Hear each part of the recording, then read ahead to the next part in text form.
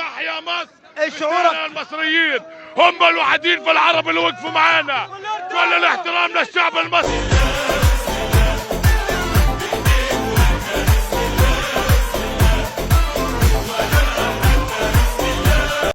مصر مصر مصر، تحيا مصر ألف مرة.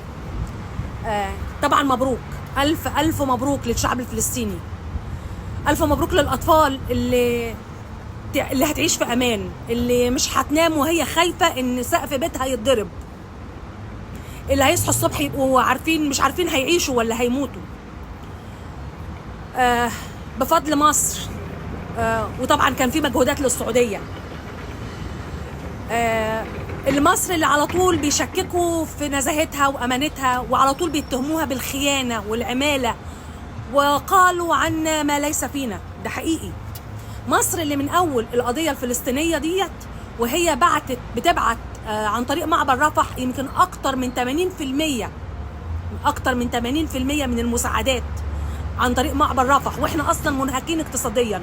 مصر اللي استقبلت آلاف اللاجئين من جميع الحروب وعاشوا في بلادنا وعملوا بيزنس وفتحوا بيوت. مصر اللي استقبلت آلاف المصابين الفلسطينيين وفتحنا لهم أفضل المستشفيات وأفضل الدكاترة. مصر اللي رفضت التهجير مرتين رغم الضغط الهائل عليها من أمريكا، ومع ذلك كانوا بيتهمونا بالخيانة. عايزين أول ما يقولوا خلاص في حرب ولا في دلوقتي حماس بتتضرب أو فلسطين بتتضرب، نطلع نجري ونجيب الجيش لا، السيسي حلها بالسياسة، لأن كل حاجة بتتحل بالسياسة. مفيش أي حرب، مفيش أي رئيس في عهده بيحصل في عهده حرب ويبقى رئيس جيد، بيبقى رئيس فاشل. الرئيس اللي يحصل في عصره حرب بيبقى رئيس فاشل. الرئيس الكويس هو اللي يحصل في عهده سلام. مش كده بقول تحية للسيسي وتحية لكل الشعب المصري اللي أنا واحدة منهم.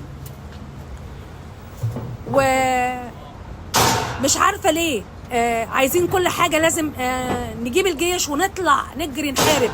على فكرة أيام حرب اليمن لما جمال عبد الناصر خد الجيش كله وموته في حرب اليمن، يعني أنا أسفة، شاء من شاء وأبى من أبى، هي دي الحقيقة.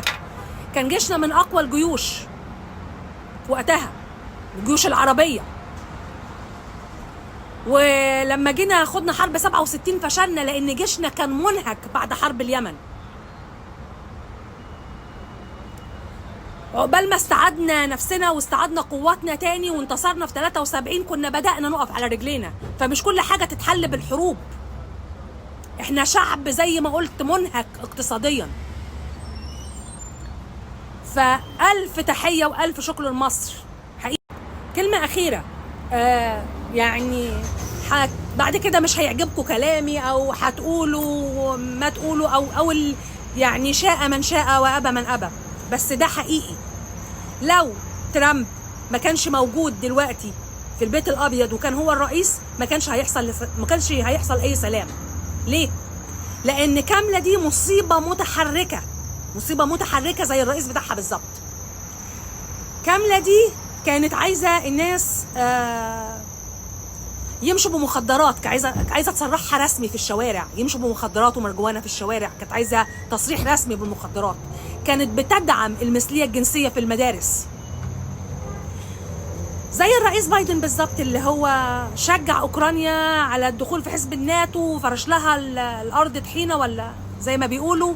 وأول ما دخلت في الحرب مع روسيا واتقتل آلاف من الأطفال هناك سابهم وخلع كأنه ما يعرفهمش. لو كانت المرشحة البديلة كانت كاملة حارس هي اللي مكانه دلوقتي، صدقوني ما كانش هيحصل أي سلام.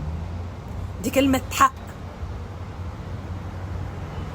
قولوا إنه هو إدى السلاح للإسرائيليين وإنه بس في النهاية حصل سلام. لو ما كانش موجود ما كانتش كاملة دي مكانه هتقبل أي سلام، لأنها ضد السلام زي الرئيس بايدن بالظبط اللي ما شفناش في عهده أي سلام. وكلمة أخيرة بقولها لمصر، تحيا مصر تحيا مصر تحيا مصر، وألف ألف مبروك للشعب الفلسطيني، ويا رب دايما السلام.